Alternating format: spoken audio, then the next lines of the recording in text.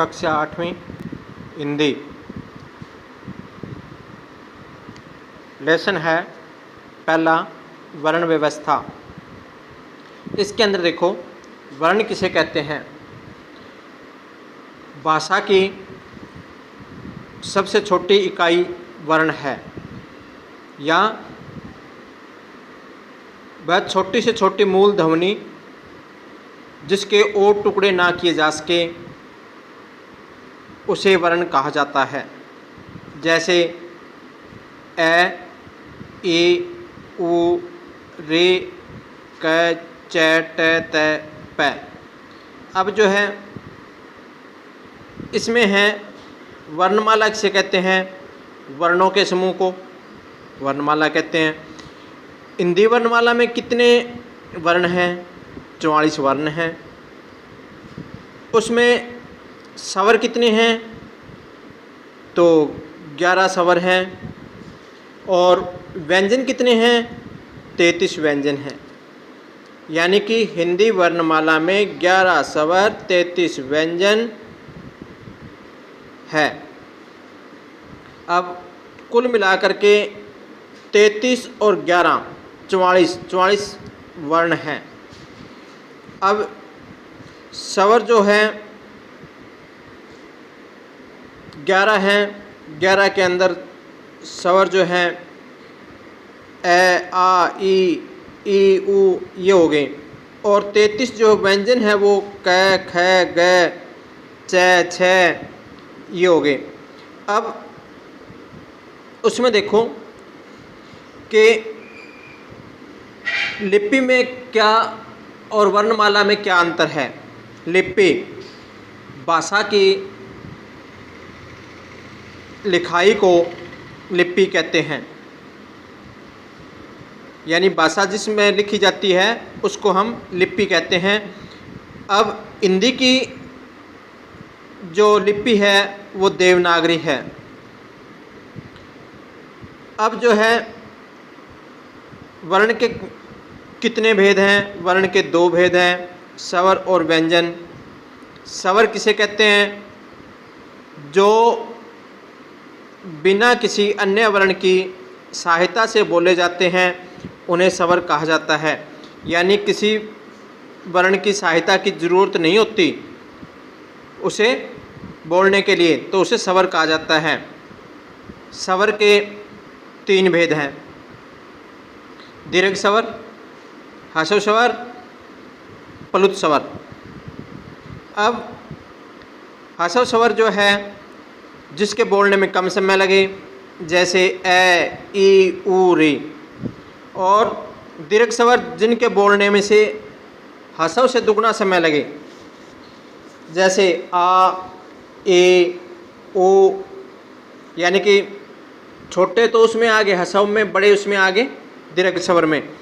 जैसे ए के बाद क्या आएगा? आ। छोटी ई के बाद में हम बोलते हैं ना बड़ी ई जो छोटा ऊ, बड़ा ऊ।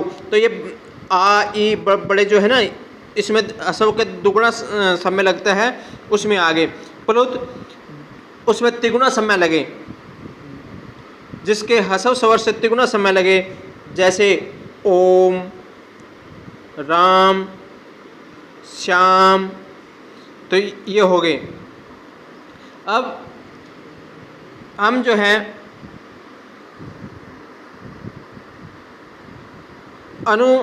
व्यंजन किसे कहते हैं? जो स्वरों की सहायता से बोले जाए, जो स्वरों की सहायता से बोले जाए उसे व्यंजन कहते हैं। और जो वर्णों की सहायता से बोले जाएं उन्हें स्वर कहते हैं। अब जैसे क, च, ट, यानी इसके अंदर जो है क को हलंत कर दिया जाता है। इसका मतलब ये हो गया क हलंत प्लस ए, यानी ये जो पाई है ना, इसको हटा दिया। इसका मतलब ए को अलग कर दिया। अब ये क्या बन गया? क। च, इसकी पाई को हटा दिया हमने, प्लस में ए, यहाँ पे ए आ गया तो ये पूरा बन जाएगा च। अब जो है व्यंजनों के भेद, अब देखो इसमें स्पर्श, अंतस्थ, ऊष्म। अब स्पर्श वर्ण के अंदर क से मैं तक 25 वर्ण हैं। क से लेकर के मैं तक जो है इसमें 25 वर्ण हैं। अंतस्थ वर्ण इसमें ये 4 हो गए, य, र, ल, व, और ऊष्म में 3 स और 1 है, ये होगा। अब जो है संयुक्त व्यंजन किसे कहते हैं? जो 2 या 2 से अधिक व्यंजनों से मिलकर के बना है, यानी कि व्यंजन जो है स्वर की सहायता से बोले जाते हैं, उन्हें व्यंजन कहते हैं, और 2 या 2 से अधिक व्यंजनों से मिलकर के बनते हैं, उन्हें संयुक्त व्यंजन कहते हैं। अब इसमें ये 4 हैं, कौन कौन से? अब देखो अक्षय, त्रय, ग और श्रय। अब इसमें देखो इसके अंदर क प्लस में स प्लस में ए, अब दोनों की पाई हटा देंगे, अब ये इसका संधि विच्छेद हो गया। अब त र प्लस में ए आ गया तो इनके पाई हटा देंगे। अब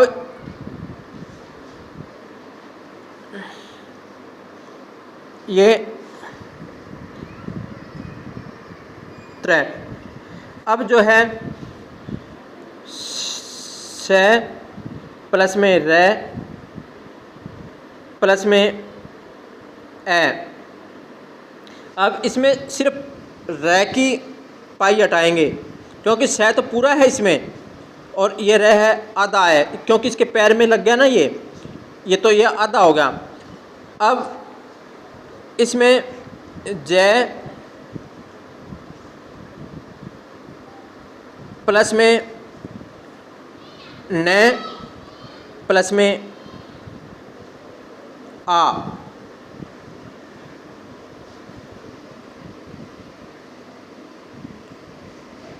या इसको इस तरह लिख लो, ज प्लस में ना प्लस में ए। अब इसके अंदर अयोग वाहक किसे कहते हैं?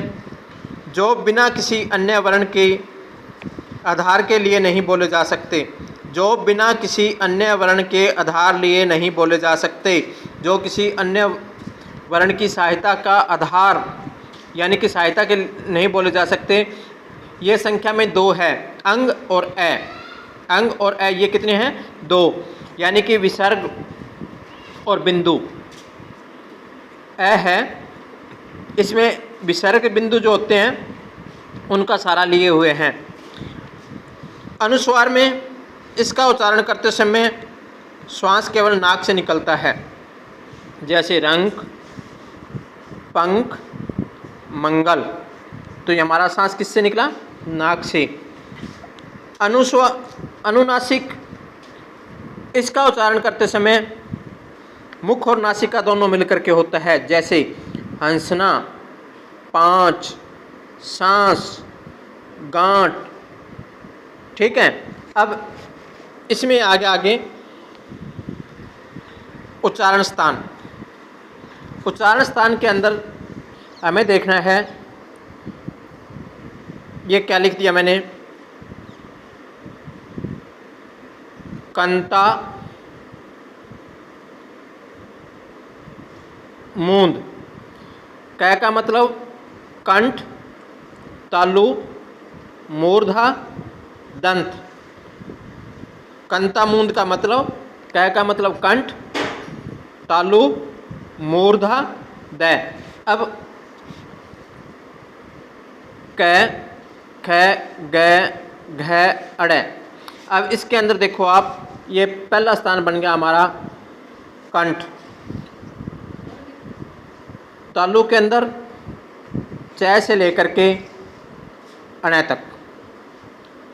अब मूर्धा,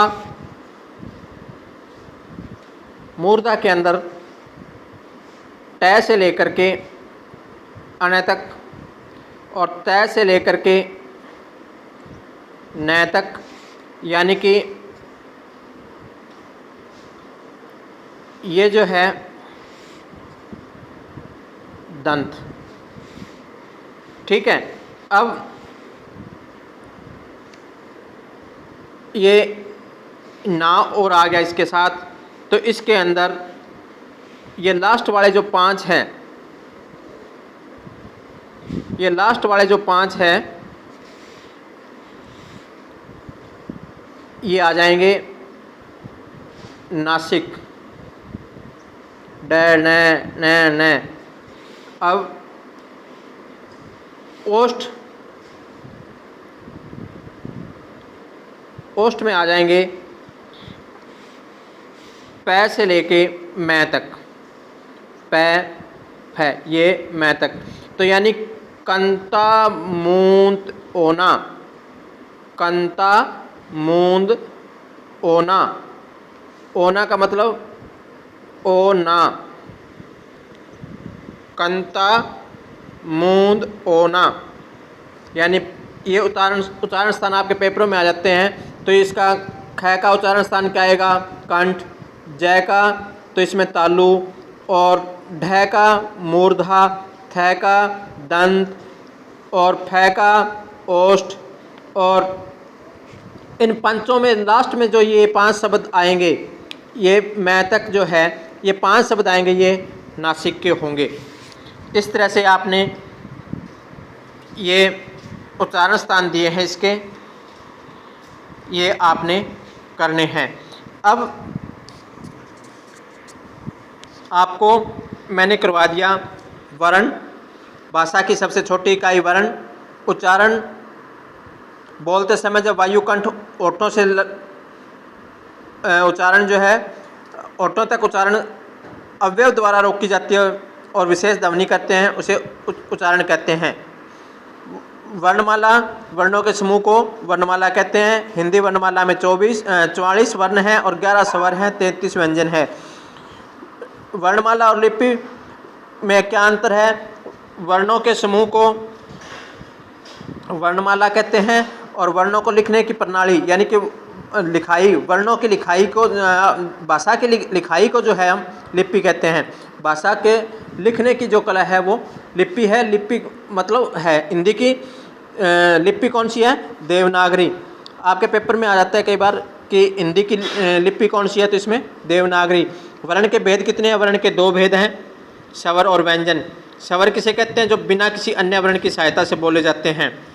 हसव और दीर्घ स्वर, हसव को जिनके बोलने में कम समय लगे, दीर्घ जिनके बोलने में हसव से दुगुना समय लगे, प्लुत जिनके बोलने में हसव से तिगुना समय लगे।